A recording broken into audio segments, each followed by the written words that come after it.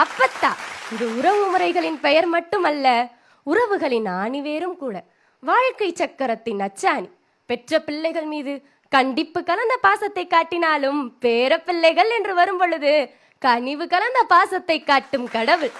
நரைத்த முடி, கருத்த நிறம், சிறுத்த உடல், வெள்ளை மனம், அதில் கொள்ளை அன்பு என என் கண்ணிற்கு பேரழகி அவர்தான் அப்பத்தா.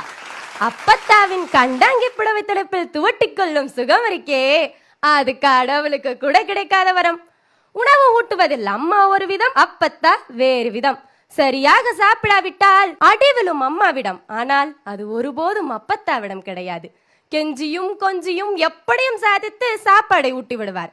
அப்பாவை பெற்றதனால் வரும் உறவு மட்டுமல்ல, உலகம் போற்றும் உன்னத உறவும் கூட. அடைக்காக்கும் கோழியை போல குடும்பம் எனும் கூட்டை சிதையாமல் காக்கும் தாய்ப்பறவை.